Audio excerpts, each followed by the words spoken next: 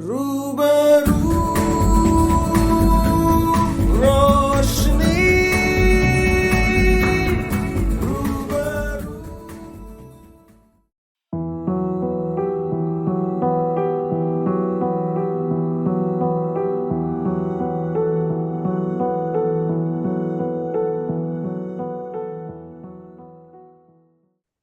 Hi guys, welcome to the podcast Rubaroo by Disha Foundation. Today I am joined by the founder and CEO of Disha Foundation, Vinita. Vinita is a radio broadcaster, world traveler, counselor, and writer. Welcome, Vinita. Thank you, Ruth. So, as you all know, that the title of today's podcast is Keeping Her in Her Place. So, Vinita, tell us about your story. When you were growing up as a girl child in the Indian context back in the day, how was it? I have very sad and unhappy memories of my growing up being the eldest daughter in a family of three daughters. Um, we were made to feel inferior by people who were our friends and neighbors and who would come home and they would pity my parents because they didn't have a son.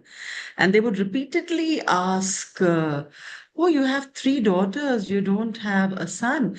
And when a child grows up listening to this, uh, what possibly can happen is that the child is repeatedly told to believe that she is inferior.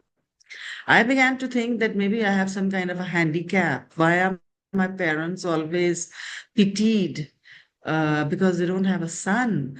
So it was an unhappy childhood, and I have very sad memories of growing up in that context. I see. So, how was it when you finally grew up and you became an adult? Did you have a lot of agency to exercise your personal preferences and do as you pleased? See, in the childhood, the girl child is tutored to believe that she has limited space. So she has no self respect, and that grows and develops with her. So same thing happened with me. And I grew up to believe that I deserve limited space. So when I was slighted or ignored or pushed away, I took it in my stride till I began to understand what was happening. And of course, even as an adult, and even to this day, I feel pushed, slighted, ignored, dismissed. And I have to be very strong and not allow people to do that to me. But yeah, it continues. I see. So now tell us about what you do through Disha Foundation. What are the initiatives that you have taken to kind of alleviate this particular concern in our country? Yeah. So thank you for that question because it was this very feelings of inferiority complex and having no self-respect and being tutored to believe that I was inferior that led me to do something about it. And that is why 15 years back, I started something called Disha Foundation.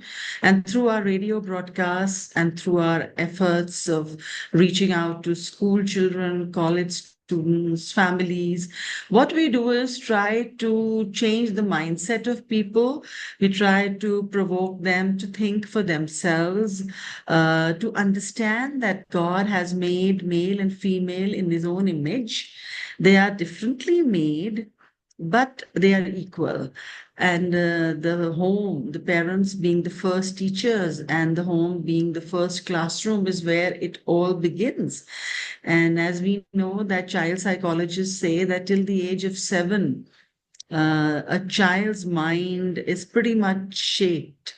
And that is the time when the parents and the beginner teachers are able to teach that a boy and a girl are unique in their own ways and yet equal.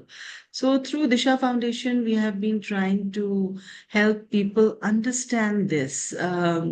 It's not easy because for centuries people have believed, and this belief has been promoted that girls are inferior, they are to be objectified, used, abused, and refused.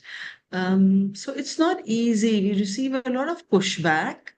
We receive hate mails, hate messages. But at the same time, we find the younger people far more open, and they are champions of girls and women, and they want to come alongside us and help change this mind.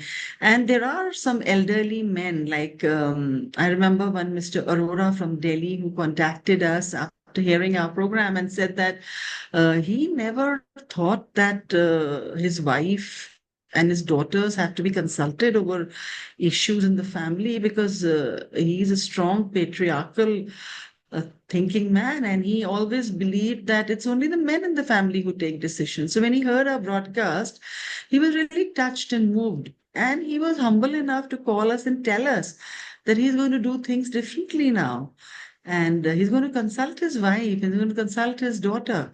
So that was nice. So that's what we endeavor, we make efforts to bring about this change. As I said, we receive pushback, but then there's also a good result, which we receive good feedback from younger people, younger men. That's wonderful to know. And this is a request to all the girls or women watching the podcast who would like to share their concerns with our counselors. You can reach out to us on the WhatsApp number that is flashing on the screen right now. So, this is all, guys, that we wanted to share with you in today's podcast. See you in the next podcast. Take care. Right. Hmm.